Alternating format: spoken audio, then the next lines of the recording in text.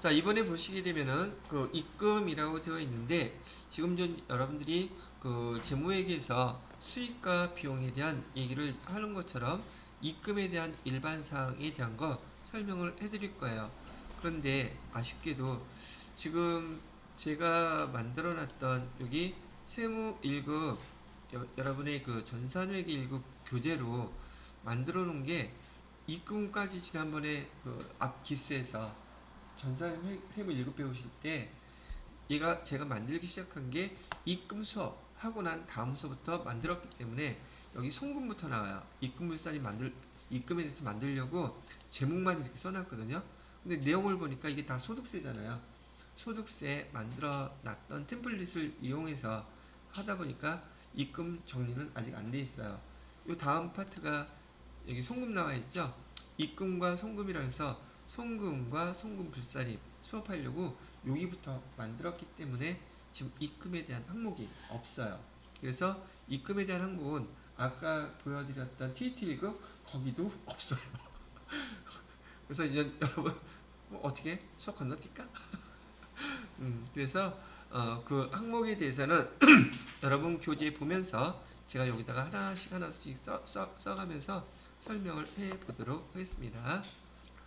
자, 입금 항목은 여기다가 놓고 새 슬라이드 하나 추가해서 자, 없애놓고 여기다가 설명을 해보도록 할게요. 쓴 김에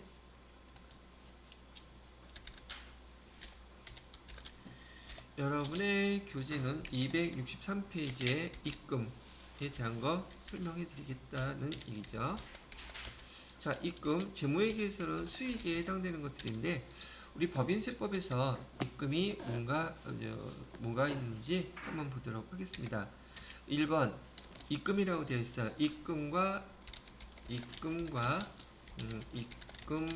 불산입이라고 되어 있고요. 첫 번째 입금은 자본 또는 출자의 납입 및 법인세법에서 입금 불산입으로 규정하는 사항을 제외하고 해당 법인의 순자산을 증가시키는 거래로 인하여 발생하는 수익의 금액을 말합니다. 아주 명확하게 나와 있죠? 근데 여기서 뭐 제외하라고 나와 있어요?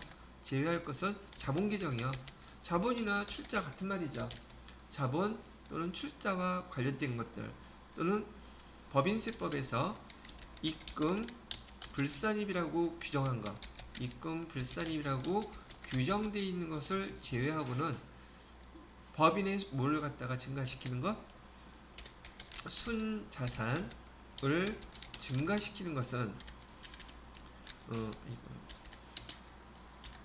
증가시키는 것은 다 여기 발생시키는 수익 금액을 우리는 뭐라고 부른다? 입금이라고 부른다.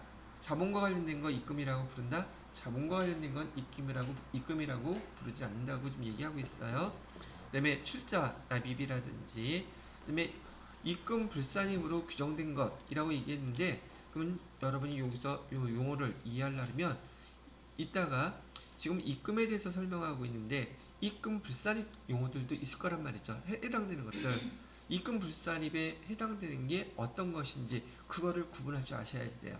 그래야지 이 말 뜻을 이해하실 수 있지 않겠느냐는 거죠. 지금은 현재는 뭐부터 설명한다고요? 입금부터 설명하는 거예요. 입금 불산입 항목은 여기 교재 여러분 맨 밑에 동그라미 3번에 입금 불산입 항목 이렇게 나올 건데 이걸 좀 이따가 설명해 드릴게요. 자, 입금의 말뜻은 이런 것이었고요. 그러면 법인세법에서 얘기하는 입금은 뭐가 입금이에요? 그래서 여기 두 번째 항목에서 입금 항목이라고 설명을 하고 있어요. 입금 항목에 뭐가 있습니까? 거기 입금 항목 기억서부터 기억, 니은, 디귿, 피읍까지 있네요. 거기에 해당돼서 우선 설명할 수 있는 것들은 하나씩 설명을 해보도록 하겠습니다. 첫 번째 거, 이거 뭐 첫 번째라고 해야 되나? 첫 번째 거 입금은요, 사업 수익 금액이라고 얘기하고 있네요. 사업 수익 금액. 사업 수익 금액은 또 물론 재무회계에서 우리 얘기는 매출액을 갖다가 얘기하는데 이 매출액에서 뭐뭐는 빼라는 얘기예요. 거기 보시게 되면 우리 재무회계에서도 매출 할인, 매출 애누리, 매출 할인 이런 것들은 매출액에서 다 뺐죠. 법인세법에서도 뭐 별다른 뭐 다르겠어요. 얘네들을 다 뺀 거. 사업 수익 금액을 우리는 뭐라고 부른다? 얘를 입금이라고 부른다. 매출액이라고 한 거고, 매출액에서 뭘 빼요? 매출 환입이라든지 애누리라든지 그다음에 할인이라든지 이런 거를 차감한 것을 우리는 사업 수익 금액 입금이라고 부른다. 첫 번째 항목에 쓰인 설명이에요. 이건 재무회계하고 같기 때문에 별반 차이 나지 않으니까 이해하는데 어려움이 없으실 거라고 본다는 얘기죠. 자, 두 번째는 뭐가 있어요? 두 번째를 보니까 자산의 양도 금액이라고 되어 있어요. 자산 양도. 자산을 양도한 금액에 대해서도 입금입니다 라고 좀 설명하고 있는 것이죠. 그죠? 근데 거기 가로해 놓고 자기 주식의 양도 금액이라고 나와 있네요. 이게 또 무슨 말이에요? 자기 주식의 양도 금액도 마찬가지로 입금이라고 보겠다고 얘기를 하는 겁니다. 근데 있잖아요. 자기 주식이 아니라 주식을 양도하는 게 아니라 감자하는 거 있죠. 감자하는 거는 그 소각시키게 되면 감자 차익이 나잖아요. 감자 차익은 자본 기정이잖아요. 그죠? 근데 자기 주식 처분 이익도 마찬가지로 자본 기정이죠. 근데 자본 기정을 모르고 있어. 그럼 이 말 지금 설명 들으면서 동공지진 생기겠죠, 당연히? 그래요, 안 그래요? 또 써드려야 돼요, 그거? 그럼 물어보면 되겠어요? 자본 기정 다 외우고 있는지? 다들 시선 피하는 거야, 하여튼 자본 기정 외우셔야 돼요. 잠깐 정지. 자, 그래서 입금 항목에 첫 번째 거는 사업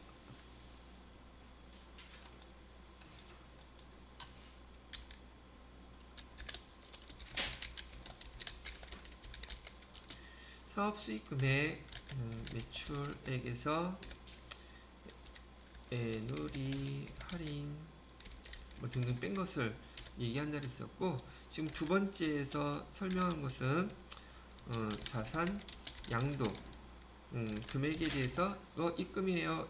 거기 모두 포함해서요. 자기 주식 양도. 이 계정은요. 자기 주식 처분 이익을 얘기하는 것이고요. 거기에 반해서 아이고 너무 야하다.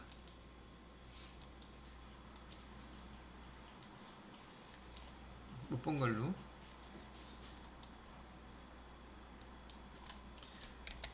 자기 주식 양도한 거에 대해서 얘기를 하는 거고, 감자 차익은 입금 불산입 항목이므로 여기 자기 주식 처분 이익하고요. 여기 나중에 나오게 될 감자 차익에 대해서 구분을 하세요. 감자 차익은 입금 불산입 항목입니다. 자, 그 다음에 세 번째 항목을 보시게 되면은 자산의 임대료, 자산 임대료도 수익이기 때문에 입금 항목으로 봅니다. 뭐 어렵지 않겠죠? 근데 있잖아요. 제가 정리는 아직 다 안 해놓기는 했어도 그 입금 항목을 갖다가 제가 하나하나 지금 설명을 좀 드릴 때 얘가 입금이구나라는 걸 이해하셨다면 얘 반대되는 케이스 있을 거 아니에요. 반대. 사업 수익 금액, 매출액의 반대가 뭐예요? 매출원가죠. 매출액이 반대되는 개념은 매출원가예요. 그럼 매출원가는 입금이겠습니까? 송금 불산입이겠습니까? 송금 산입이겠습니까? 그건 송금이에요. 무슨 말인지 알겠죠? 입금에 반대되는 것도 지금 머릿속으로 여러분이 이해하실 수 있다면 반대되는 것도 떠올려 놓아 보시란 얘기예요. 왜? 그게 송금이니까. 근데 입금이 많아요? 송금이 많아요? 말 하나로 송금이 많죠.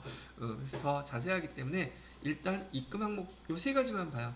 구분할 수 있으시겠어요? 없으시겠어요? 매출에 자기주식 처분이 임대료 다 입금이다. 구분할 수 있죠. 여러분이 구분할 수 있게끔 재무회계에서 배웠던 지식을 활용해서 이 항목들을 가능하면 줄줄이 꿰고 계시는 게 훨씬 좋습니다. 입금에 대한 거 몇 개 안 되니까 맨날 몇 개 안 된대, 그죠? 사실 몇 개 안 되잖아 이거. 이거 몇 개 외워놓으면은 여러분 저기 인정받고 뽀대나고 자격증 따고 후배들 동료들 윗사람들한테 귀여움 독차지해서 받을 텐데 이걸 왜 못해? 응? 얘기만 하면 우영우처럼 그냥 줄줄줄 막 나와. 그거 이급에는 뭐가 있고요, 뭐가 있고요, 뭐. 그렇게 하면은 이쁘겠어 안 이쁘겠어? 거기 팀장이 보니까 아주 뻑같더만. 하다가도 그거 있잖아 그거. 그러니까 거기 몇 페이지 몇째 조항이 뭐가 쭉쭉쭉 났잖아. 근데 그거는 형법이 아니라 민사법인데 라고 봤어. 그 장면이 기억에 남아서. 여러분들도 똑같아요. 전문가 집단들은요, 여러분의 지식만이 여러분의 살 길이고 여러분이 뽀대나는 길이고 삶의 의미를 찾을 수 있는 방법이라고 생각하시면 좋겠습니다. 자, 그러면 여기 자산 양도 금액이라고 한다면 자산을 양도할 때는 온전히 그 돈 전체가 다 지금 예를 들어서 건물로 할게요. 건물 10억 원짜리 팔았어요. 그게 다 입금이래. 환장하겠네. 이 시장 쪽 실제로 그래요. 입금은 얼마예요? 근데 이 처음에 건물 샀던 금액이 있을 거 아니에요. 그죠? 매입한 금액. 매입한 금액이 9억 원이에요. 팔은 거 10억이에요. 그럼 입금은 얼마 한다는 얘기예요?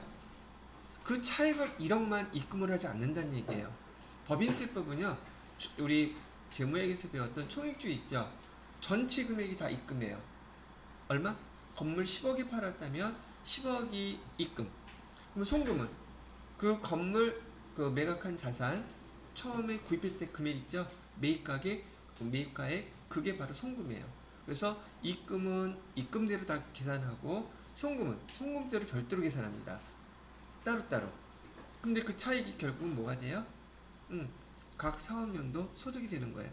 보시겠죠? 더 정확히 얘기하면 차가감 소득금액이 된다는 얘기는 하겠죠. 자, 네 번째 보시게 되면 네 번째는 이거는 좀 특이한 건데 거기에 거기다가 별표 하나 해놓고 잘 구분하셔야지 돼요. 보험업법 등 법률에 의한 자산평가액. 여기 제가 법률이라고만 쓰고요. 자산평가이익이라고 쓸게요. 근데 뭐는 제외한대요? 임의 평가 이익은 제외하라고 되어 있는데 이게 무슨 말이냐면요. 금융업 있잖아요. 금융업에서의 돈 버는 행위가 어떤 건가요? 금융업에서는 지금 그네들이 갖고 있는 채권이라든지 주식, 채권, 그 다음에 건물 이런 것들을 평가하는 게 그게 매출액이에요. 이해되시겠죠? 그런데 일반 기업인 경우에는 제조업일 경우에 우리 제조업에서 주식을 갖고 있어요. 그게 주업인가요? 수업 아니란 말이에요. 근데 우리는 단기매매증권이라든지 그다음에 공정가치로 일정한 그 금액을 공정가치로 평가하죠. 그죠? 법률에 의해서 금융업들은 자산 평가한 그 금액을 근거로 해서 법인세를 계산하기 때문에 평가 이익 자체를 입금으로 인정해 주는 거예요. 그런데 제조업인 경우에 주식을 갖고 있다 그래서 임의평가, 즉 금융업이 아닌 법률에 의해서 자산평가가 하는 것이 아니라 그 기업에서 기업회계 기준에 의해서 임의평가를 하게 되면 그 이익은 이익으로 본다 안 본다, 입금으로 본다 안 본다, 안 본다는 거예요. 제 대표적인 예로 단기매매증권 여기다 하나 써볼게요.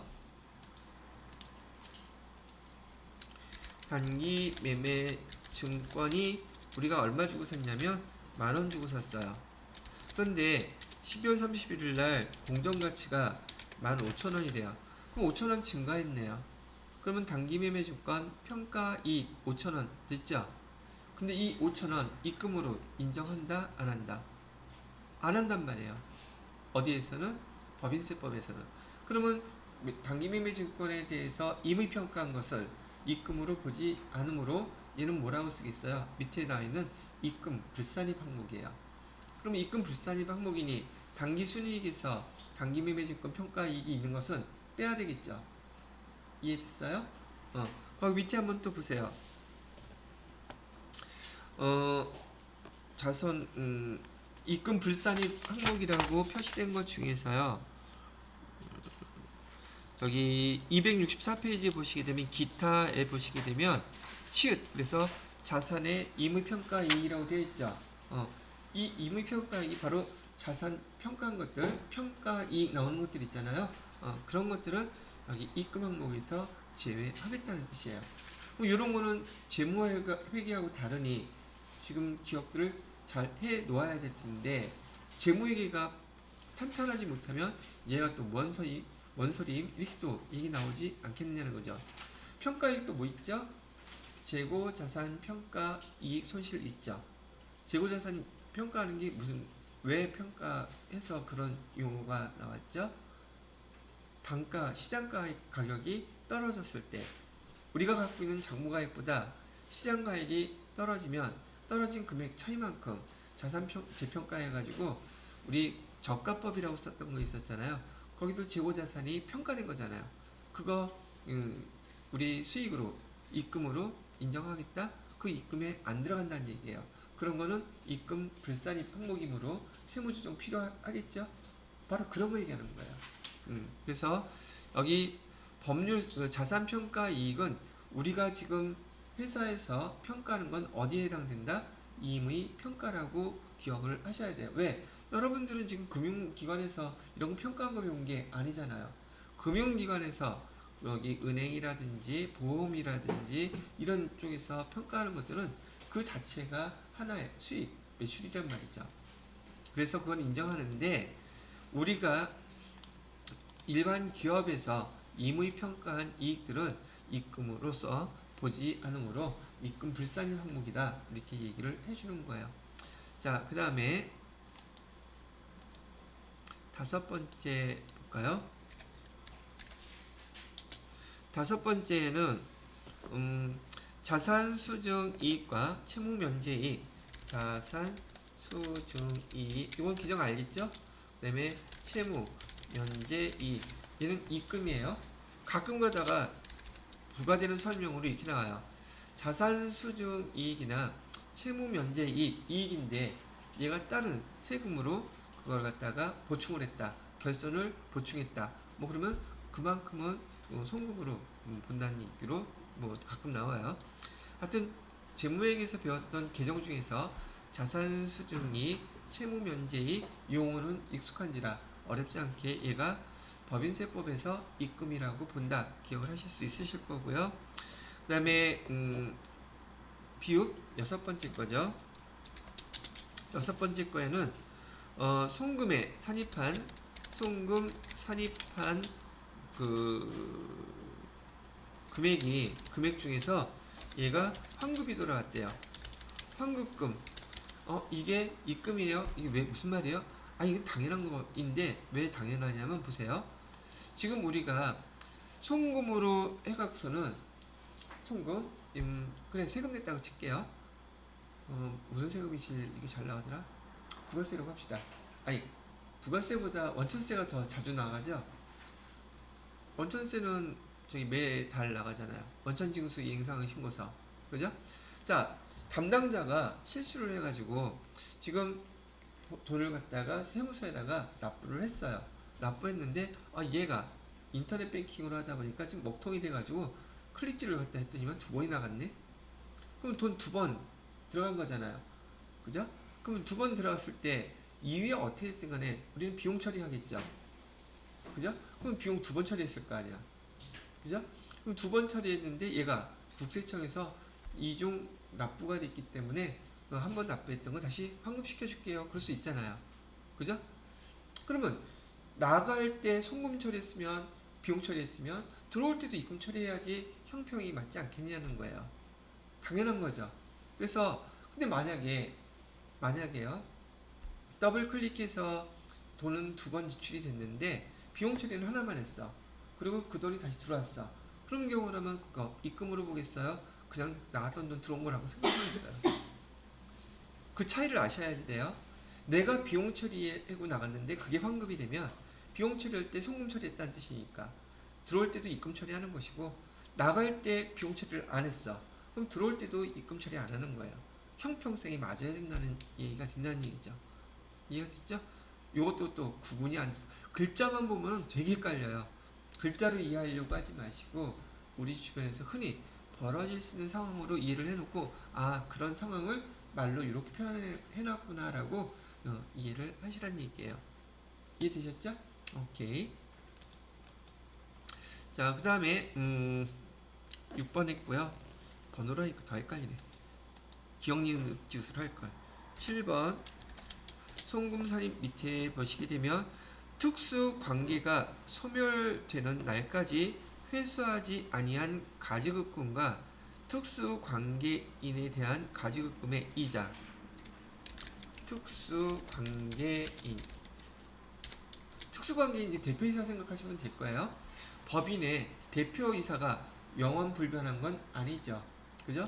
근데 이런 특수 관계인한테 가지급금 처리하는 거 아마 여러분 담당하는 법인들 이 가지급금 대표자들이 가져간 거 되게 많을 거야 아마. 가지급금 근데 본인이 가지고도 뭔지 몰라. 근데 가지급금하고요 이 가지급금에 대한 이자 있죠. 자, 이 가지급금과 가지급금에 대한 이자는 일단 돈은 지급했다는 뜻이잖아요. 이자 발생일이 속하는 사업년도 종료일로부터 1년이 되는 날까지 회수하지 아니한 경우 그 이자 1년이라 그랬었죠? 이 사람 그만두고 나갔어. 근데 언제까지 계산하겠다는 뜻이야. 1년까지는 계산하겠다는 뜻이에요. 가지급금이라든지 가지급금 이자에 대해서 이건 뭐다? 입금. 그럼 여러분 기억은 어떻게 해야 돼요? 특수 관계자한테 지급된 가지급금과 가지급금에 대한 이자 얘는 입금이다. 잘 까먹는단 말이에요 이거. 회사에서는 뭔가가 빠져나간 거잖아요. 근데 이 계정 자체는 우리 결산할 때 남아있으면 되는 계정이에요? 안 되는 계정이에요? 안 되는 계정이죠. 아직 회수 안 됐어요. 그럼 법인 입장에서는 내 거를 줬는데 가지급금 처리되어 있는 거 그만큼은 법인세법에서는 뭘로 보겠다는 얘기예요? 그냥 입금으로 보겠다는 얘기예요. 그 이자까지 포함해서. 그래서 여러분들 결산할 때 되시면 법인 세무조정하면서 가지급금 인정이자 계산 되게 많이들 하시죠? 그죠? 아마 주업 중에 하나일 거야. 그리고 거래처는 뭐 상담해요? 아, 가지급금 가져가셨는 거고 뭐에다 쓰신 거예요? 그랬더니 대표가 나도 모르겠는데 이 통장에서 돈 나간 거 모르겠는데요. 이게 다 가지급금 처리합니다. 모르니까 어떻게 해? 가지급금 처리해야지. 그죠? 그리고 이자 저기 며칠까지 입금시키세요 라고 얘기해야 하네요. 하죠? 말 잘 듣죠? 모르니까 시키는 대로 할 수밖에 없어. 안 그러면 세금 더 낸다는데 안 하겠어요? 해야겠지. 하여튼 그래서 여러분들한테는 그 특수 관계인한테 지급된 가지급금과 가지급금 이자 여기 언제까지라고 그랬어요?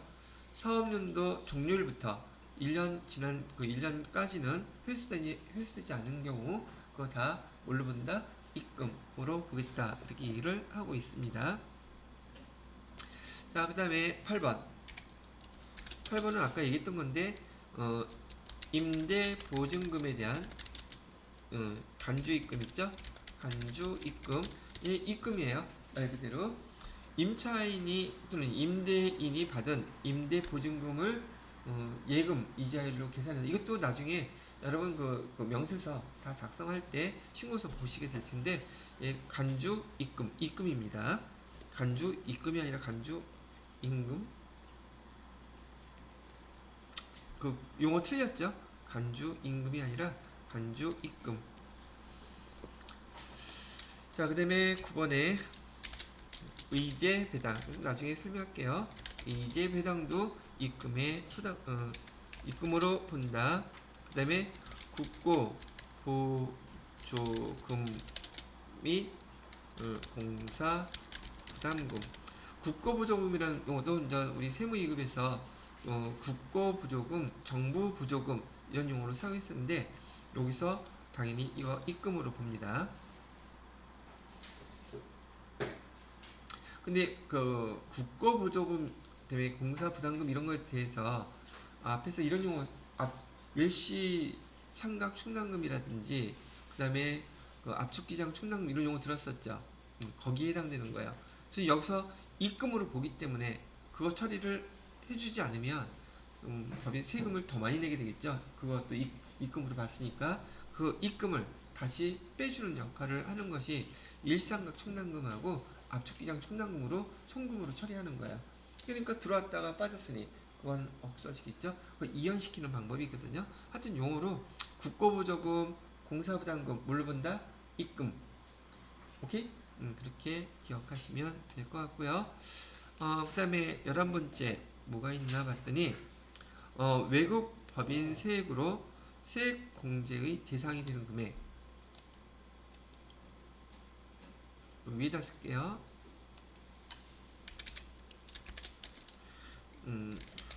외국 행동은 안 보입니다.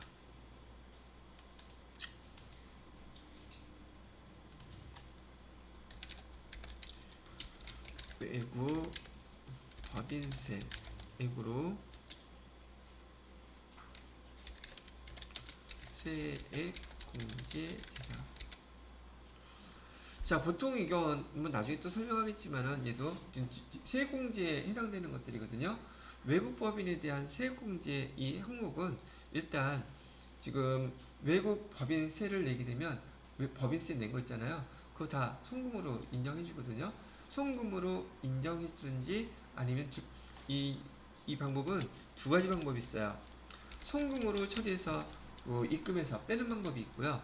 아니면 세액 공제를 통해서 빼는 방법 두 가지가 있어요. 특히나 법인세법에서는 시험 문제상에서 외국 법인 세액에 대해서 요 항목들을 갖다가 시험 문제를 잘 물어봐요. 근데 지금 한번 들어두는 거예요. 외국 그 법인세액은 송금으로 빼는 방법도 있고 세액공제로 빼는 방법도 있어요. 두 가지가 다 존재한단 말이죠. 그 중에서 여기 세액공제 대상을 입금으로 본다. 뭐 이렇게 기억을 해주시라는 얘기. 일단은 요즘 나중에 과목별 또는 세액공제 항목에서 좀 자세히 설명이 나와 있으니까 그때 좀 더 자세히 설명을 해드리도록 할게요. 그 다음에 특수 관계자인 개인으로부터 유가증권을 시가보다 낮은 금액으로 매입하는 경우 여기 특수관계인이라고 떠있죠. 특수관계자에 대해서 유가증권을 시가보다 낮은 금액으로 매수한 경우 차액. 그 매입가액의 차액을 갖다가 뭐로 보겠다? 입금으로 보겠다. 뭐 그럴 수 있겠죠. 이거는 별 이상한 거 아니니까. 자, 그 다음에 마지막 그 밖의 수익으로서 법인에 귀속되었거나 귀속될 금액 그런 것들이 있다면 이건 기타라고 봐야겠네요. 그럼 여러분이 여기서 구분할 수 있는 건 총 입금 몇 가지가 설명이 되어 있다? 12가지가 설명되어 있는 거죠.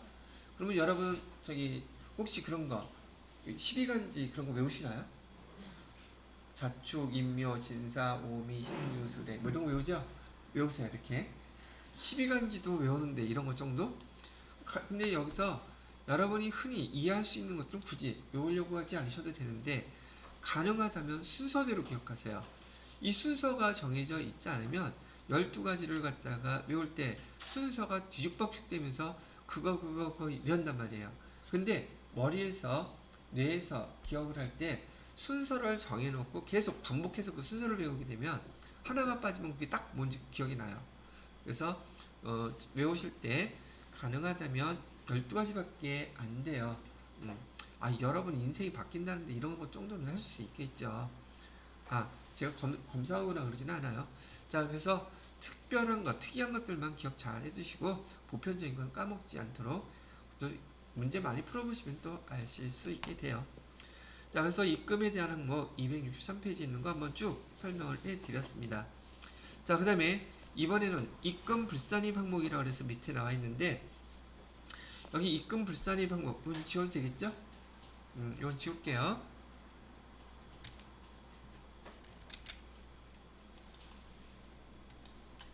이번에는 입금 불사입 항목에 대해서 설명을 하고 있는데요. 여기 교재에 보시게 되면 다음의 항목은 법인의 순자산을 증가시키지만 특정 목적에 의해서 순자산을 증가시키는 건 맞대요. 순자산 증가? 예, 맞아요. 맞기는 한데 특정 목적에 의해서 이는 입금으로 계산하지 않습니다. 이런 뜻을 갖고 있네요. 거기 보니까 해당되는 게 뭐가 있느냐면 첫 번째 자본 충실화. 자본 충실화라고 얘기하는 것은 회사에서 그 회사의 기초가 되는 것은 자본금이잖아요. 자본금에 대해서 세금을 때리면 되겠어요? 안 되겠어요? 특수 목적이라는 거야. 기업의 많은 법인들의 그 투자자들이 투자를 하고 있는데 세금 징수 목적으로 그 자본을 자꾸만 갉아먹는 거잖아요. 세금으로. 그래서는 안 되겠다는 차원에서 분명 순자산이 증가된 건 맞아요. 아까 그 감자 차익도 이익이잖아요. 맞긴 한데 자본 충실화라고 하는 그 입장에서 얘에 대해서는 입금 불산입 여기 법인세 하지 않겠다고 얘기를 하고 있는 것이랍니다. 그래서 기업에 보시게 되면 아까 얘기했던 주식, 발행, 초과금 그 다음에 또 뭐 있었어요? 이은 헷갈리지 않으려고 저희가 얘기 쓰는 거예요. 그 다음에 감자, 차익 아까는 우리 자본 잉여금에 해당되는 것이죠. 근데 여기서 하나 더 자기주식 처분 이익은 제가 아까 입금으로 본다 그랬었죠. 자산의 양도로 보아. 그 다음에 세 번째는 합병차익이라든지 세 번째로는 합병차익이라든지 그 다음에 분할 차익 이런 것들도 자본과 관련된 것으로 보아 얘도 입금 불산입 항목으로 보겠다고 얘기하고 있습니다. 자, 아까 얘기했던 거 이건 잘 기억을 하고 계실 거라 생각이 들어요. 자산 수중이 얘기했었죠. 그 다음에 또 모두 얘기했었어요. 채무 면제이 얘 입금으로 보기로 아까 했었죠. 근데 얘를 갖다가 뭘로 충당했대요? 2월 결손금으로 충당을 했다면 얘는 입금으로 그 충당된 보전된 금액만이에요. 전체 다가 아니라 그 2월 결손금으로 충당이 됐다면 보전이 됐다면 그 보전된 금액만큼은 여기 뭘로 보지 않겠다. 입금 불산입으로 보겠다. 입금으로 보지 않는다. 뭐 이렇게 얘기를 하고 있는 것입니다. 자, 그 다음에 두 번째는 이중과세 방지라고 되어 있어요. 이중과세 방지. 이중과세 방지에는 리을 여기 미음이라고 되어 있네요. 미음 2월 입금. 2월 입금은 이미 과세된 금액.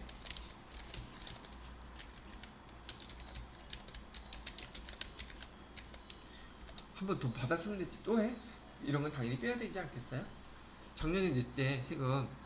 근데 또 내. 그러면 안 된다는 얘기죠. 이중과세 방지 이건 입금 불산입으로 보겠다 이렇게 얘기를 하는 것이랍니다.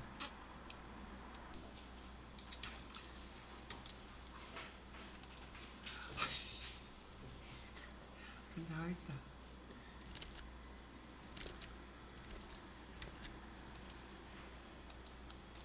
이런 실수를 제가 가끔 해요. 해놨다가 했더니 다 날아가 버렸어. 자, 이어서 그냥 계속 하겠습니다. 그 다음에 이중 과세 방지에서 이중 과세 방지에 관련돼서 거기 미음에는 2월 입금 입금인데 전년도에서 2월 된 거 얘는 벌써 이미 과세가 된 것에 대해서는 또 입금으로 보지 않는다. 입금 불산입 항목이다. 당연한 얘기를 하고 있는 것이고요. 그 다음에 비읍의 항목에서 보이게 되면 송금 불산입된 금액의 환입액 송금 불산입 환입 자, 이것도 이런 차원에서 한번 보세요. 송금 불산입이라는 것은 지난번에 아니면 지금 송금에다가 인정을 안 해줬어요. 근데 얘가 환입이 됐어. 다시 돌아왔어요. 그럼 송금 처리를 송금 비용으로 인정 안 해줬는데 들어왔다고 입금으로 하면 되겠어요? 안 되겠어요? 형평성에 안 맞죠. 그래서 아까 얘기했던 거하고 반대되는 개념의 말뜻이라고 보시면 된다는 얘기죠. 이 글씨가 왜 이렇게 커? 그래서 송금 불산입한 그 금액이 환입이 되면 얘도 마찬가지로 법인세 환급액이 대표적인 케이스인데, 제가 지난 시간에 결산서상 당기 순이익에서 무조건 1번 세무조정이 하나 있다 그랬죠. 그게 법인세 비용이라고 그랬어요. 그 법인세 비용 송금으로 비용으로 인정한다 안 한다. 재무회계 때는 비용이란 말 쓰지만 앞으로는 법인세에 대해서는 제가 송금이란 말로 계속 쓸게요. 그러면 그 법인세 비용은 송금 불산입이 되죠. 그 다음에 소득처분은 어떻게 하라 그랬어요? 기타 사회 유출을 한다. 많은 것들이 있지만 걔가 무조건 1번이니까 1번은 기억해 주실 수 있잖아요. 근데 그 법인세 냈을 때 그게 송금 불산입했죠. 그죠? 근데 그 금액 중 나쁜 그 세금 중에서 일부가 환급이 됐어. 그럼 그게 입금이겠냐 말이죠. 환급된 금액이니까 이거 돈 들어온 거니까 입금 잡으면 된다 안 된다? 아니라는 얘기예요. 그래서 걔도 입금 불산입 항목이라고 설명을 해주고 있는 거랍니다. 자, 요거는 아직 배우지 않은 것들이긴 한데 수입 배당금 중 일정액이라고 되어 있는데 그냥 이 수입 배당금 중 일정액 그냥 그대로 기억을 해두세요. 근데 이게 왜 이중과세라고 얘기하느냐면 봐요. 우선 개념만 먼저 얘기해드리면 이거는 나중에 우리 그 수익 금액에 대해서 정리할 때 이 항목이 나와요.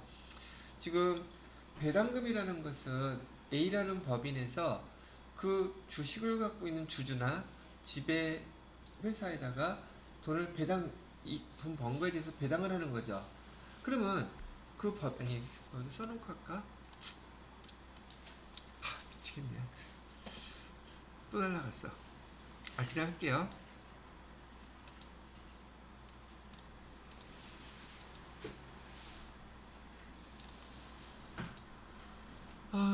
여기에 무슨 법인이 있다 그럴까요? 하얀나라라고 하는 법인이 있어요. 법인이 지금 똑같이 이 회사에 대해서 나중에 배울 얘기긴 하지만 여기는 지주 회사이고요.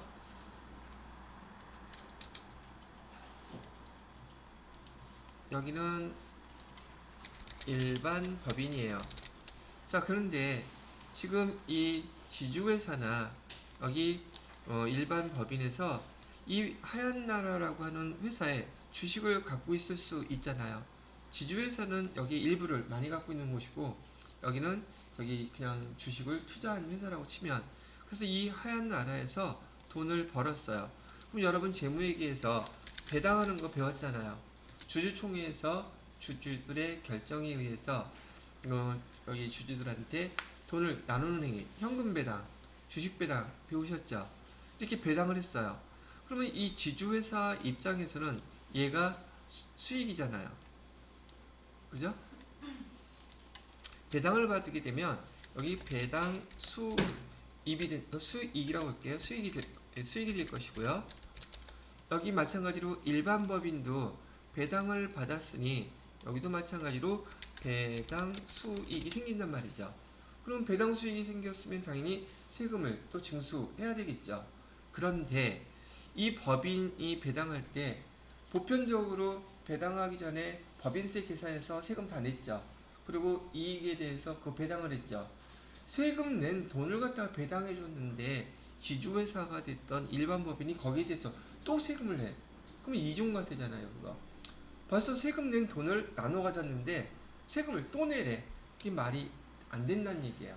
그래서 이 수입 배당금 중에서 전체 금액은 아니지만 계산하는 방식은 나중에 그로스업 방식이라는 그 내용 설명하면서 제가 다시 얘기를 해드리도록 할게요. 그것만 아시면 돼요. 수입 배당금 있죠. 수입 배당금은 이중 과세 목적에서 일부, 전체는 아니지만 일부는 입금 불산입한다. 그렇게 기억을 해두시란 얘기예요. 뜻이 있나요? 아, 그래도 어려워, 그죠? 참. 이거 뭐 누르면 어떻게 다 이렇게 없어지냐? 뭐 없어져도 할 수 없지. 자, 그 다음에 세 번째 기타가 있죠. 그래도 표시를 해놓으려면 입금 불산입에 큰 항목만 써볼게요. 입금 불산입 항목에는 큰 타이틀로 자본 충실화에 대한 거, 저 이렇게 나눠져 있는 것들이 좀 저는 보기가 좋더라고요. 외우기도 좋고요. 자본 충실화에 네 가지 있다는 거, 그 정도는 기억해 두시고요. 그 다음에 이중 과세 방지 하기 위해서 입금 불산입 시키는 항목이 있고요. 세 번째 기타라고 되어 있는데, 기타에 이제 이용해 보시게 되면, 이용이 어디 있어? 이용해 보시게 되면 국세와 지방세, 국세, 지방세, 과오, 납금, 환급, 이자, 요거 입금 불산입이래요. 요거 시험 문제 잘 나와요. 국세나 지방세, 과오납금. 자, 아까 말씀드렸던 것처럼 이유에 어떻게 됐든 간에 국세청에다가 돈을 더 많이 냈어요. 그럼 일정한 기간 지난 다음에 환급돼서 들어오는 건 알겠는데, 그 국세청에서는 그 지급하는 금액에 대해 지나간 일수세대만큼은 이자까지 붙여서 돌려줘요. 계산은 확실하게 한단 말이죠. 그 이자는 입금으로 본다, 입금으로 보지 않겠다, 입금으로 안 본다는 얘기예요. 환급금은 당연히 송금 처리해서 나갔으면 입금으로 보는데, 그 이자가 딸려서 같이 왔다면 그 이자액이 있죠. 이자액은 이자로 안 보겠다, 입금으로 안 보겠다는 뜻이에요. 아시겠죠? 요거 잘 나오는 문제니까 구분 잘 하셔야 돼요. 아까 과오납한 거에 환급금 또 다시 구분해 드릴게요. 아까 거기 법인세, 환급금, 얘는 송금 불산입 시켰기 때문에 들어올 때도 입금 불산입이죠. 기억나요? 그런데 여기에 그 법인세 갖고 있었던 기간 동안에 대해서 이자가 붙어서 들어왔어. 이자는 입금으로 본다, 안 본다? 그 이자에 대해서는 입금으로 보지 않는다. 그런데 법인세가 그렇게 나갔다면 거기에 따르는 그 지방법인세도 나갔겠죠. 그에 대해서도 이자가 붙어서 들어온단 말이에요. 그죠? 법인세는 지방법인세는 소득세나 법인세 무조건 10%잖아요. 걔는 별도로 계산을 해요, 안 해요? 걔는 안 해요. 법인세나 소득세가 정해지면 무조건 거기 10%인 거예요. 그쵸? 거기도 마찬가지로 지방세도 마찬가지로 과언납금에 대한 환급 이자가 생길 텐데, 그 이자는 입금으로 본다, 안 본다? 그 안 본다는 얘기를 여기서 지금 하고 있다는 얘기죠. 되셨지요? 자, 그 다음에 부가가, 이건 당연한 거 아닌가? 항상 우리 다 당연해요. 부가가치세, 매출세. 부가가치세는 매출했을 때 부가세 예수금으로 받아둔 거 있죠. 그거 우리 돈이에요, 아니에요? 부가세는 우리 돈 시당초 아니잖아요. 국가를 대신해서 받아놓은 것일 뿐 내 돈이 아니기 때문에 당연히 이건 입금이 될 수가 없는 거죠. 이것도 외워야 돼요. 이거 나오면 틀리면 안 되겠죠. 문제는 이런 건 확실하게 구분해. 꼭 보기에서 두 개가 헷갈릴 뿐이지 네 개가 다 헷갈린다면 이건 문제가 큰 거예요, 이거는. 그 다음에 또 뭐가 있느냐면, 아까 얘기했던 자산에 뭐가 돼 있어요. 자산 임의 평가. 이 아까 얘기했었죠. 이거는 자산에 대한 임의 평가이 단기매매증권 평가이익이라든지, 그 다음에 그 재고자산 평가 손실이라든지 이런 건 다 임의평가예요. 단 금융기관 보험업법에 의해서, 법률에 의해서 그 평가하는 것은 입금으로 본다 그랬었습니다. 걔네들 그거 한번 세금 뭘로 내라는 얘기야. 낼 게 없지. 자, 그렇다는 얘기고요. 그 다음에 Q 뭐라고 되어 있느냐면, 상법에 따라 자본 준비금을 감액하여 받는 배당.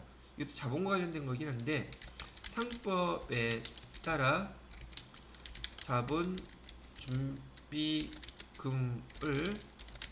감액하여 받는 배당. 이건 자본금에 관련된 거라서 얘도 입금 불산입으로 본다 정도만 기억하시면 될 것 같으네요. 자, 그 이외에 밑에 이제 세모로 된 거 보시게 되면 국고 보조금 또는 공사 부담금, 보험 차익은 입금이 원칙이나 법인세법의 요건을 충족하면 일시상각 충당금 또는 압축 기장 충당금을 설정해서 입금 불산입한다. 보편적으로는 다 입금 불산입 시킨다고 그래서 아까도 일시상각 충당금이라든지 압축 기장 충당금으로 상쇄시켜서 이연한다고 그랬었던 거죠. 그렇게 그냥 알아두시면 되겠습니다. 자산 수중 이익에는 국고 보조금을 제외한다. 이 국고 보조금도 어떻게 보면 자산이잖아. 좀 받았으니까. 근데 여기에 그 자산 수중 이익으로 처리하지 않고 우리는 여지껏 회계 처리할 때 재무회계에서도 국고 보조금 또는 정보 보조금이라는 별도의 규정으로 차감 항목으로 기록했죠. 자산 수중 이익으로 기록. 이건 뭐 재무회계에서 배웠던 거라서 어렵지 않게 이해를 하실 수 있으실 거라고 생각이 듭니다. 자, 여기까지 설명을 해드렸고요. 이번에는 교재 설명하면서 제가 이렇게 써드리면서 하는 게 나을까? 아니면 좀 마련된 거 있으니까 그걸 볼까? 볼까요, 한번?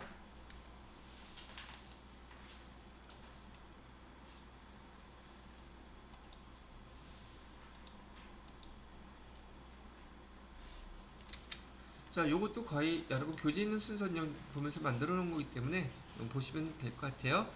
자, 송금 아까 말씀드렸던 입금과 그다음에 입금 불산입에 대한 거 용어들을 한번 내용들 구분해 보셨고요. 이번에는 송금과 송금 불산입에 대한 것들이에요. 송금이란 순자산을 감소시키는 거, 손비라고 얘기하는 것들 있죠. 그거 송금이라고 보겠대요. 자, 그렇다면 송금 항목은 어떤 거 있을까요? 크게 두 가지를 구분하셔야 돼요. 송금이라고 비용이라고 얘기하는 것은 우리 재무회계에서는 사업과 관련이 되어 있든 안 되어 있든 일단 돈을 쓰고 나면 여기 회계 처리하면서 비용 처리 다 수익 처리 한단 말이죠. 근데 법인세법은 그건 안 된대요. 그래서 재무회계에서 큰 차이가 나는 항목 중에 하나가 사업과 관련이 없는 것들이에요. 다시 사업과 관련이 없는데 돈 나갔다? 법인세법에서 걔를 비용으로 인정해 주겠습니까? 그러면 세무조정은 다 뭘로 되겠어요? 그거는 사업과 관련이 없으면 모음절이 다 송금 불산입이에요. 그렇겠죠? 근데 그 송금 불산입하고 소득 처분이 가지각색이에요. 대부분 대표자 상여도 나올 것이고요. 기타 사회 유출도 나올 것이고 그 돈이 어디로 갔느냐에 따라 소득 처분은 달라질 수 있어요. 근데 중요한 것은 송금, 법인세법에서 송금으로 인정하는 것들은 그다음에 수익과 관련되거나 사업과 관련된 것만 송금으로 인정해주겠다는 원칙이에요. 그래서 나중에 이제 여러분이 그 사업 무관이라는 용어, 업무 무관이란 사업 무관, 업무 무관이라는 말로 주로 나오는데 업무 무관 지급이자 비용 그다음에 가지급금 할 거 없이 몽졸이다 송금 불산입 항목들이에요. 이거 기본 틀을 먼저 알고 계시란 얘기고요. 자, 첫 번째 송금 항목에는 원재료 매입가액 그다음에 그 부대 비용. 자, 아까 우리 얘기했었던 것 중에서 매출액 얘기했었죠. 매출액의 매출 원가라고 쓴 용어는 재무회계에서 쓰는 용어고 여기 법인세법에서는 매출액에 상응하는 것은 우리가 재무회계라고 제조업이라고 봤을 때 원재료를 사갖고 와야지 제조업을 할 수 있죠. 사갖고 온 원재료 매입과 그 부대 비용들 다 송금 비용으로 인정해주겠다는 얘기입니다. 또 판관비 있었죠.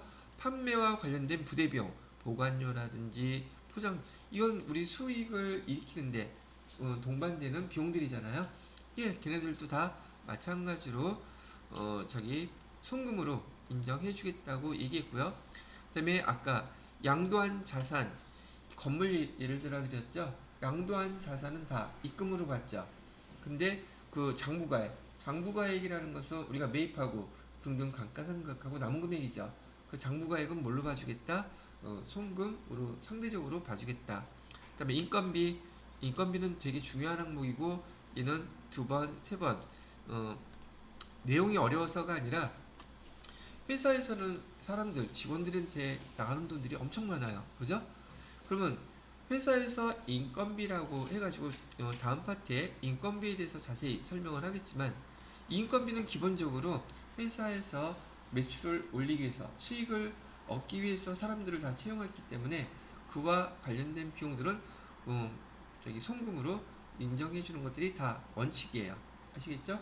원칙이라고 얘기하는 거 보니까 아닌 것도 있겠네요. 예, 있어요.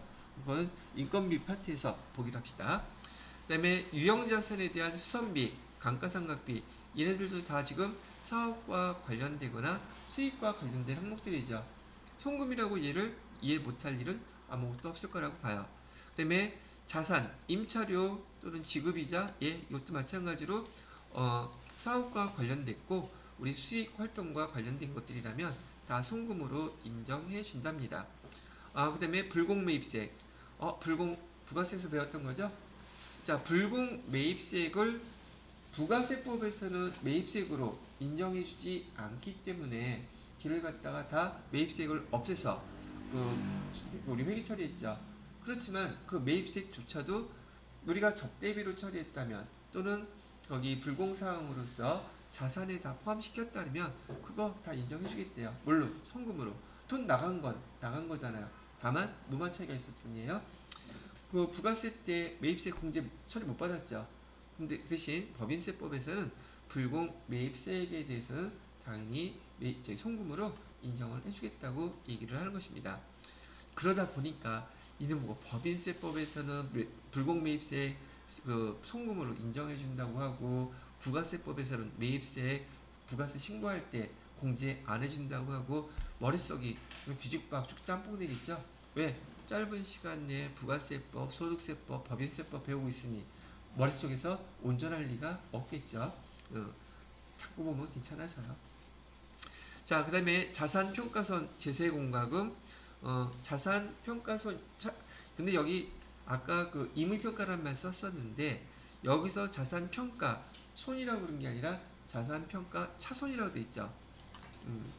우리가 재무회계 때 썼던 여기 손상차손의 의미예요. 손상차손.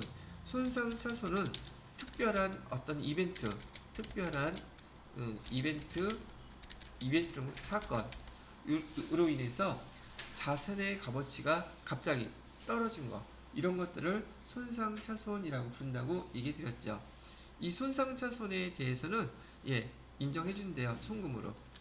근데 평가차손은 평가손은 평가이익은 그런 것들은 인정해주지 않는다 그랬어요. 자, 그다음에 제세공과금 우리 국세청이 내는 세무서에 내는 그 금액이라든지 공과금 이런 것들도 당연히 다 송금으로 인정해 준다고 얘기하고요. 자, 특이한 거죠. 잉여식품을 사회복지사업을 위해서 무상으로 기증하게 되면 요거 송금으로 인정해 주겠대요. 이거 보통 우리 이걸로 많이 쓰지 않나? 푸드뱅크라고 해서 각종 식품과 관련된 회사들이 있잖아요. 근데 제가 다른 쪽에서 얘기할게요. 피자헛에서 피자를 팔고 남는 것들이 있죠. 근데 그거 다음날 또 굽어서 팔까요? 보관했다 팔아요? 그러면 안 되죠. 그거 어떻게 해요? 전국 매장에서 남는 게 몇 판인데 그게 다 이 푸드뱅크로 보내요. 그럼 거기서는 또 이거를 갖다가 받아가지고 사회 등등한 분들한테 나눠주는 건 드시는데 전혀 상관없죠. 근데 이 양이 어마무시하게 많아요. 하여튼 그렇다는 얘기고요. 요것도 송금으로 인정해준다. 그다음에 업무 관련해서 해외 시찰을 한다거나 훈련비, 교육훈련비라고 썼던 것들이죠. 다 송금이에요. 그다음에 이것도 좀 특이한 거긴 한데 흔히 발생하지 않지만 한번 기억해 두면 돼요. 우리 사주 출연, 자사주, 장부금액하고 금품이 있죠. 요거 송금으로 인정해 준대요. 우리 사주라고 하는 것은 법인이 상장을 할 때 저기 직원들한테 일정한 비율의 주식을 반드시 지급하도록 법으로 규정해 놨어요. 그걸 우리 뭐라고 부른다? 우리 사주라고 불러요. 그럼 우리 사주는 법에서 지정을 갖다가 규정을 그렇게 해놨기 때문에 거기 일정한 주식을 그 우리 사주를 담당하는 조합에다가 줘야 되거나 그 조합이 운영될 수 있도록 뭔가를 갖다 지원해 줘야겠죠. 그런 거 다 송금으로 인정해 준다고 얘기하는 거예요. 자, 그 다음에 장식, 그 다음에 환경, 미화, 목적으로 미술품 취득한 거, 거래 단위별로 1,000만 원 이하인 것들은 다 송금으로 인정해 주겠대요. 그래서 기업 같은 데서 보면은요, 우리 지금 아파트 하나 예를 들어볼까?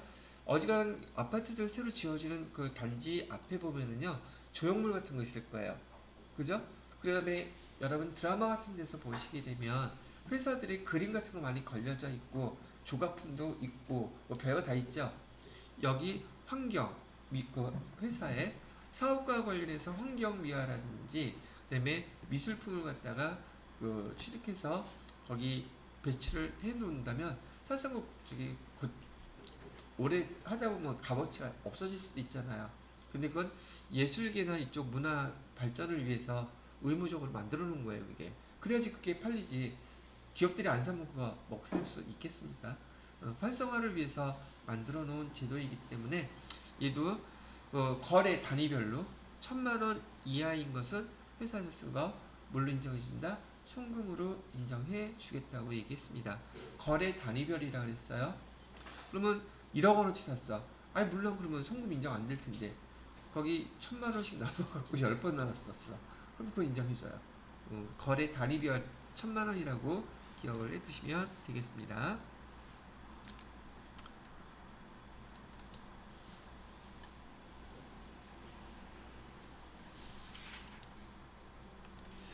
자, 이번에는 송금 불산입 항목이에요.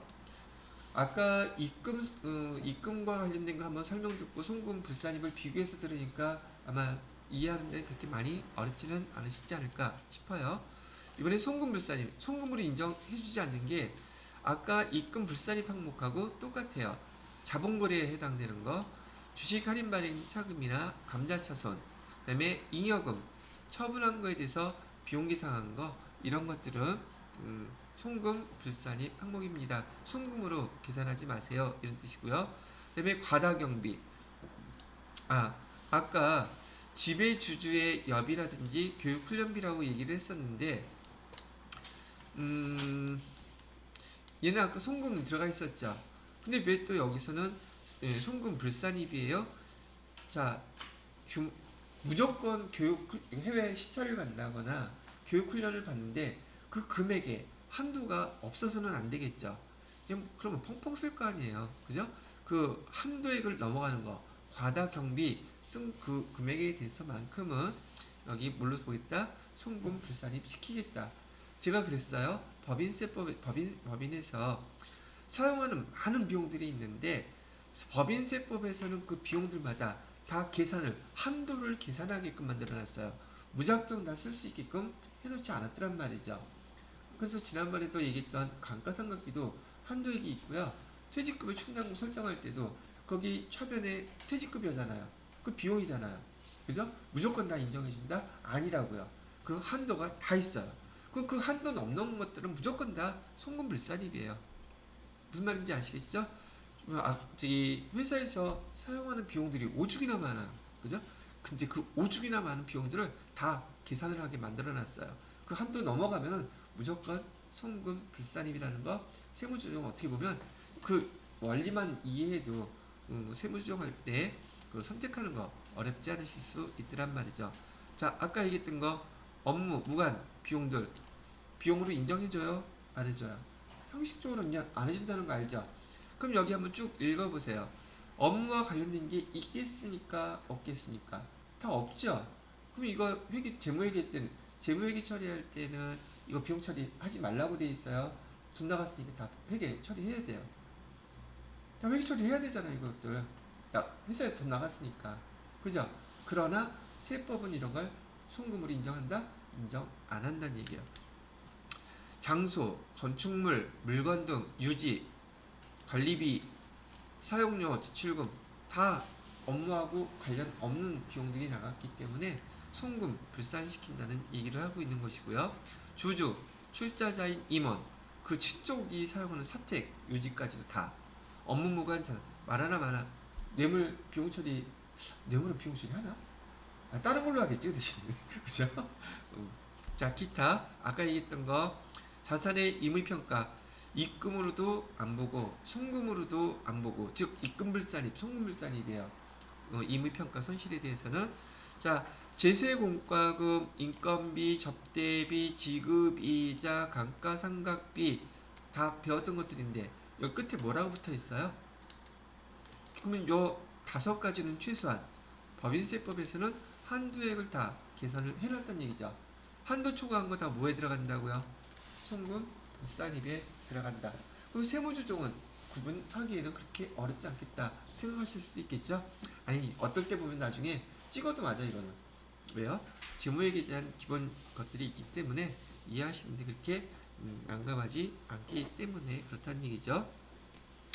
자 그래서 지금 여러분 교재에서는 지금 264페이지에 거기 송금과 송금 항목에 대한 거 설명해 드렸고요. 265페이지에 보시게 되면 송금 불산입 항목이라 해서 자본거래, 과다 경비, 업무 무관 비용, 그 다음에 기타 여기까지 설명을 해 드렸습니다. 자 그 다음에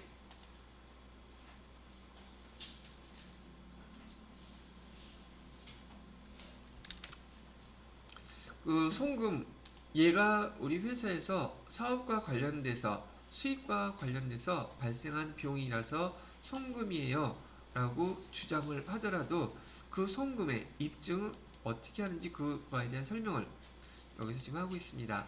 보시게 되면 송금의 입증 책임 그랬는데 송금을 입증하는 가장 중요한 근본적이고 기본적인 방법은 뭐예요? 아까 얘기했던 거 증명서류가 있으면 돼요. 그 증명서류가 뭐면 돼요?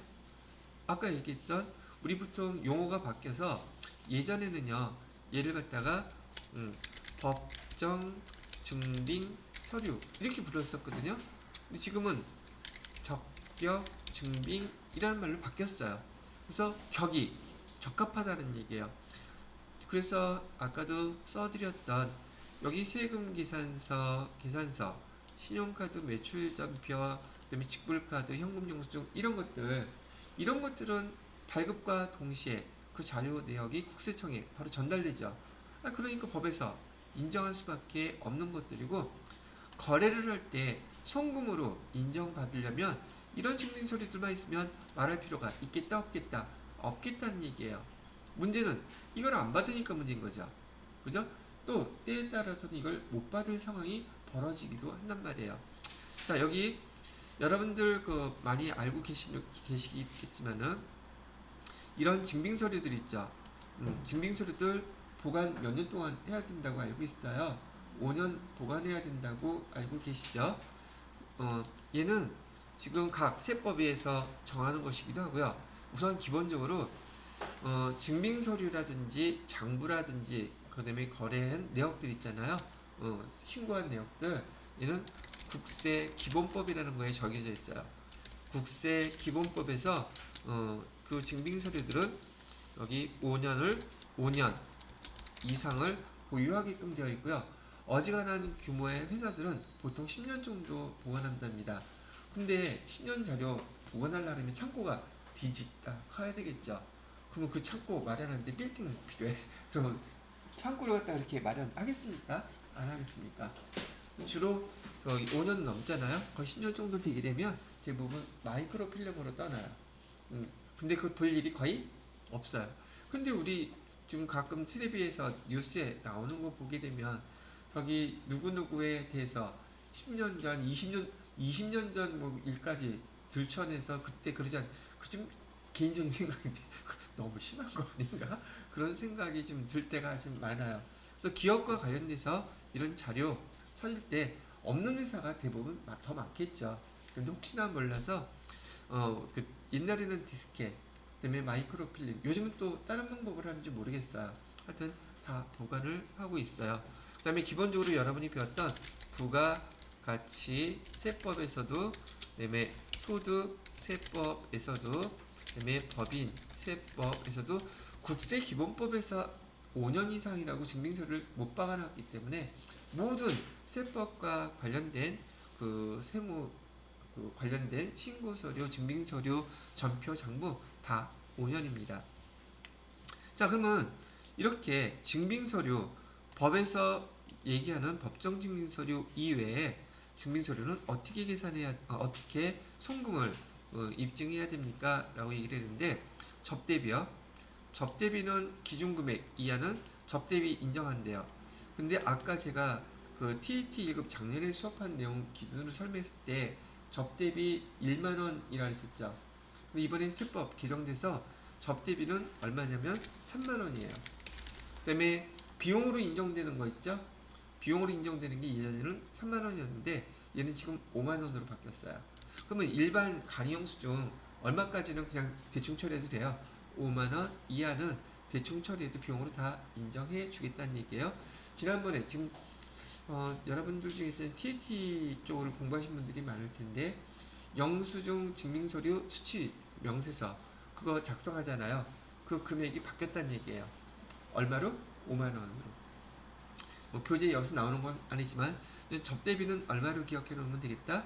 3만원 넘어가는 돈, 3만원 넘어가는 접대비가 발생하면 얘가 송금이라는 걸 증명하기 위해서는 얘네들을 받던지 아니면 기준금액 3만원 초과하는데 뭐가 없으면 이런 증빙서류가 없으면 송금으로 인정을 받을 수 있다 없다? 없다는 거야. 접대비인데 접대비로 썼는데 적격증빙 아닌 접대비 3만원 넘는 것에 대해서는 세금, 법인세로 송금으로 인정 못 받는다는 얘기예요. 이해가 되시죠? 자, 그런 다음에 기타 업무 관련된 거와 관련해서는요, 송금, 뭐 접대비 말고요, 다른 업무와 관련된 그런, 아까 얼마짜리였었어요? 5만원짜리였었죠? 5만원 넘는 금액을 썼는데, 5만원 넘는 금액을 썼는데, 기준 금액 이하라면, 저기 송금으로 인정한다 그랬죠? 넘어가면, 가산세 몇 프로예요? 기억 안 나는데요. 우리 영수증 수취명세서에 이거 적격증빙 받지 않으면 공급가액의 2% 가산세라는 거 배우셨죠? 여기서 얘기는 송금은 인정을 받되 가산세가 몇 퍼센트 내야 된다? 공급가액의 2%를 내야 된다. 그래서 여러분 영수증 수취명세서 작성하는 거 법인에서는 필수적으로 다 합니다. 그렇게 해서 1년치를 한꺼번에 계산해서 그 금액의 2% 때리고 2% 저기 5만원 넘는 걸 받았는데도 불구하고 증빙서류를 받을 수 없는 것들이 있었죠. 아주 시, 군, 면, 읍, 장소가 작은 곳들, 그 다음에 농민, 어민한테 받는 것들, 그 다음에 금융기관들로부터 받는 것들, 또 간이사업자한테 받았는데 송금 명세서 있으면 이렇게 공제 받는 것들이 있죠. 즉 영수증 수취 명세서 작성하실 때 거기 구분란에 해당되는 거 클릭하면 가산세도 안 내도 되고 비용으로도 다 인정받는다 라고 배웠죠. 됐습니다. 지금 그거 얘기하는 거예요. 그래서 송금 입증 책임은 뭘 떠올리면 돼요? 적격 증비. 특이한 거 뭐 있어요? 접대비와 일반 영수증의 비용. 그러면 3만원, 5만원. 지금 저기 개정 세법에 의해서 금액 기준은 3만원, 5만원으로 싹 바꿔놓으시면 되겠죠. 그래서 여러분 교재 265페이지에 보시게 되면 송금의 입증 책임에 대한 설명을 쭉 하고 있습니다. 자, 그 다음에 인건비 아까 얘기했었죠? 여기서부터는 그렇게 중대한 사항은 없습니다. 여러분이 상식적으로 그냥 자, 인건비 그러면 월급이잖아. 월급만 있나? 퇴직금. 그죠? 급여, 퇴직급여. 또 뭐 있어요? 복리후생비가 있죠. 자, 근데 그런 인건비 중에서 송금으로 인정해주는 게 있고 인정해주지 않는 게 있는데 왜 그런가? 그 이유만 이해하시면 될 것 같아요. 자, 일반 사항은요. 근로의 대가로 지급하는 일체 금품 모두 포함한데요. 복리후생비까지 포함해서 송금으로 인정하는 게 원칙이에요. 그래서 송금 불산이 되는 것은 아까 얘기했던 거 과다 지급 인건비 있죠. 비상근 임원이라든지 지배주주 또는 그와 특수 관계인 임직원한테 과다 인건비가 지급되는 것에 대해서는 규정상 정관이나 이사의 결의에 의해서 지금 지급된 규정보다 더 많이 지급되는 과다 인건비는 여기는 송금 불산입하겠다는 얘기예요. 그 다음에 임원한테 상여금을 주는데 이 정관에 임원한테 지급해야 될 상여금도 다 정해져 있어요. 이걸 넘어가는 것. 즉 정관, 주주총회, 사원총회, 이사회 이런 데서 결의한 금액을 초과해서 지급하는 거에 대해서는 송금 불산입시켜라 이런 뜻을 얘기하고 있답니다. 그 다음에 퇴직급여도 마찬가지. 그 다음에 임원의 퇴직급여에 대한 원천징수, 요거는 좀 복잡하긴 한데요. 일단 우리 현재 속하는 여기 2020년부터는 퇴직소득의 2배수, 이건 퇴직소득으로 계산하고요. 그 2배수가 넘는 초과금액에 대해서는 근로소득으로 얘를 갖다가 계산하라고 되어 있습니다. 그런데 이게 무슨 내용이냐면 2011년 이전에 퇴직소득에 대해서 퇴직을 했을 때 임원 퇴직금 받게 되면 원천징수할 때 다 퇴직소득으로 계산했었어요. 오케이? 근데 이 퇴직소득에 대한 퇴직소득 세율이 있겠죠. 이게 무슨 차이인가 구분을 좀 해보셔야 된다는 얘기인데, 퇴직소득 세율이 근로소득 세율하고 비교했을 때 어디가 더 커요? 근로소득 세율이 훨씬 커요. 왜요? 근로소득세는 세율이 8단계 초과 누진 세율 제도를 사용하고 있죠. 8단계예요.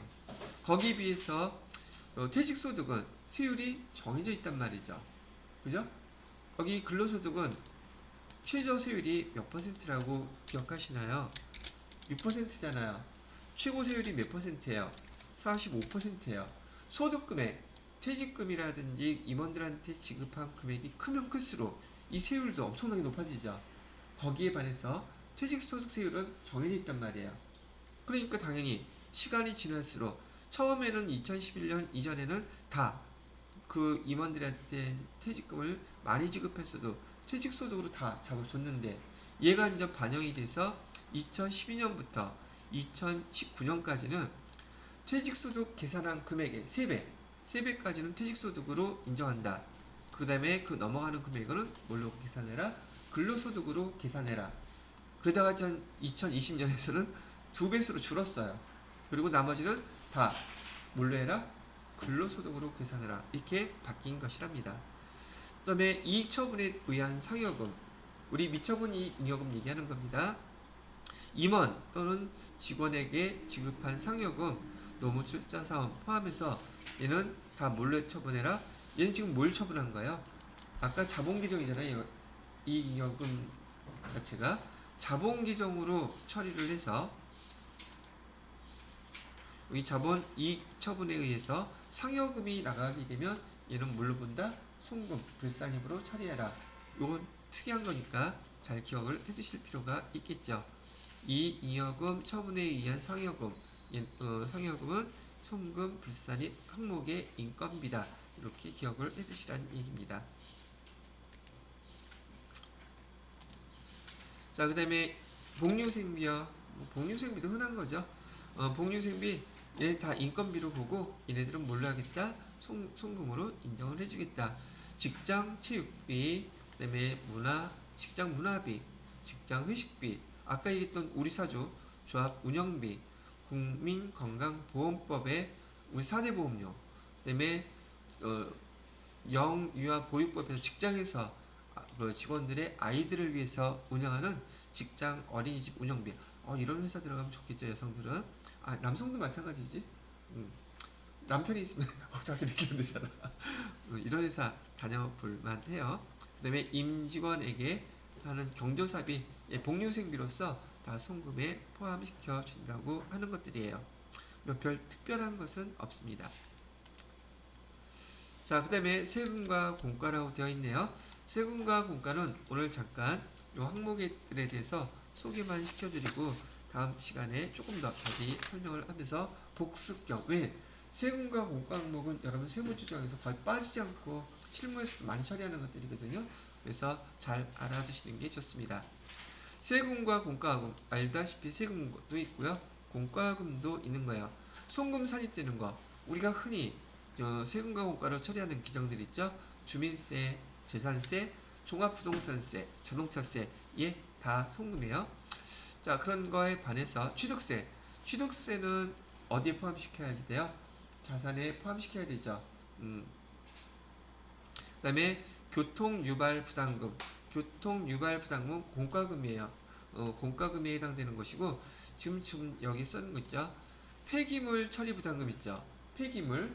근데 여기 송금 불산입 항목인 거에 폐수 배출 부담금이라는 거 있어요. 요 두 개 시험 문제 나오면 되게 헷갈리거든요. 폐기물이 더 나빠요? 폐수가 더 나빠요? 폐수 때문에 벌금 내기, 세금과 공과로 기록은 하겠지만 재무회계 처리할 때 폐수로 내게 되면 송금 불산입이야. 이건 그 벌금 형태이기 때문에 벌금 냈는데 세금 송금으로 인정해주면 돼야 안 돼요? 안 되겠죠? 그래서 폐기물은 송금 산입 항목이고요. 폐수는 송금 불산입 항목이다. 시험 문제에서 잘 나오기 때문에 기억해라고 좀 알려드리는 것이고요. 자, 송금 불산입은 대표적인 거 여기 뭐 있었어요? 아까 법인세 비용, 그다음에 부가가치세, 매입세 당연히 또 송금 불산입이죠. 그다음에 개별 소비세, 그다음에 주세. 개별 소비세는 사치 품목에 부과되는 세금이라고 보시면 되시겠고요. 주세는 술. 다행히 여기 이슬이한테는 이런 게 없는지 모르겠습니다. 그다음에 교통, 에너지, 환경세, 가산세.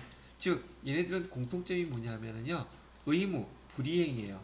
의무, 불이행으로 인해서 발생하는 이런 세금들은 송금 불산입니다 라고 얘기하는 것이고요. 조금 전에 말씀드렸던 것처럼 너무나 당연한 것인데 여기 특이한 거 있죠. 이건 저도 내용을 갖다 지금 잘 모르겠는데, 장애인 고용부담금 있죠. 장애인 고용부담금에 대해서는 제가 알고 있기는 이렇게 알고 있어요. 장애인을 회사에서 고용하게 되면 국가로부터 지원금을 받아요. 그럼 국가로 지원받고 이 장애인들이 근무하기 때문에 그 사대보험료라든지 지원 부담금들 내겠죠. 그거 송금으로 인정 안 된다는 뜻이에요. 왜? 그 국가로부터 받은 걸 갖다가 저는 그걸 납부하는 건데 그 일부를 그걸 송금으로 또 포함시켜준다? 그건 말이 안 된다는 얘기고요. 그 다음에 벌과금. 우리 개정에서는 지금 다음과 같은 항목들은 주로 여기 뭐죠? 세금과 공과라는 규정으로 다 처리해놔요. 근데 이게 말뜻이 벌금이잖아요. 벌금이라든지 과태료라든지 얘네들은 국가에서 지키라는 거 지키지 않았거나 또 잘못했기 때문에 부과된 그 금액인데, 국가 입장에서 세금 증서하면서 그걸 또 송금으로 인정해 준 게 말이 되겠느냐 말이죠. 안 되죠? 그래서 세무조정에서 송금 산입에 되는 것들은 그 사적인 개인적 법으로 규정된 게 아니라 개인과 개인, 회사와 회사의 계약 관계로 인해서 그 계약을 어긴 걸로 인해서 발생하는 그런 돈들 있죠. 여기 지체상금이라든지 연체 이자라든지 연체료, 연체 가산금, 이거는 사적인 계약에 의해서 그 이행을 하지 않았기 때문에 내는 것들은 다 송금으로 인정이 돼요. 근데 중요한 것은 송금 불산입, 법령 위반을 했다든지 의무적으로 납부하는 것 아닌 것들, 법령 불이행으로 또 금지, 제한, 위반으로 이런 것들은 법에서 정해놓은 것, 지방자치단체에서 규정해놓은 것들을 어겼기 때문에 얘는 여기 우리 회계 처리할 때는 세금과 공과로 처리했다 할지라도 얘네들은 몽창 다 송금, 불산입 항목들이라는 거 구분을 해 놓으시란 얘기입니다. 자, 그 다음에 부가가치세, 매입세, 불공제분이라고 되어 있는데, 우리 매입세 불공제 많이 배웠죠? 법인세법상은 이렇게 처리를 한다고 해요. 매입세 불공제 사유는 제가 그 재무회계 하면서도 여러 번 설명을 해드렸던 내용들인지라 교재에서 나중에 차근 한번 읽어보시면 좋을 것 같고요. 그 다음에 징벌적 목적의 손해배상금, 이것도 시험 문제는 가끔 나오더라고요. 징벌적, 실제 발생한 손해 금액이 1,000만원인데 내가 합의를 하기 위해서 3,000만원을 줬다. 그렇다면 실제 발생한 금액에 대해서만, 1,000만원에 대해서만 송금 산입해주고요. 합의를 위해서 추가로 2,000만원 더 준 거에 대해서는 송금 불산입하겠다. 그런 얘기를 하는 거예요. 여기 용어들은 뒤있다 많이 써져 있긴 하긴 했는데 이건 중요한 건 아니고요. 이런 법을 어겨서 합의사항으로 내가 징벌적 목적의 손해배상금을 물게 됐다면 실제 발생한 것만 송금 처리해준다. 그렇게 기억하시면 되겠고요. 맨 마지막에 실제 발생한 손해액이 지금 내가 3천만 원을 줬는데 실제 발생한 금액이 얼마인지를 정확히 모르겠어. 근데 실제 발생한 금액만 송금을 인정한다면서요. 그럴 때는 몇 분의 몇? 3분의 1을 송금을 하고 3분의 2는 송금 불산입니다. 그래서 1,000만 원으로 그렇게 계산을 한다는 뜻이에요. 자, 여기까지가 여러분 교재에서는 267페이지하고 268페이지까지 설명을 해드렸고요. 다음 시간에는 269페이지에 손익의 귀속 사업연도 자산부채 평가 더 설명을 해드리도록 하겠습니다.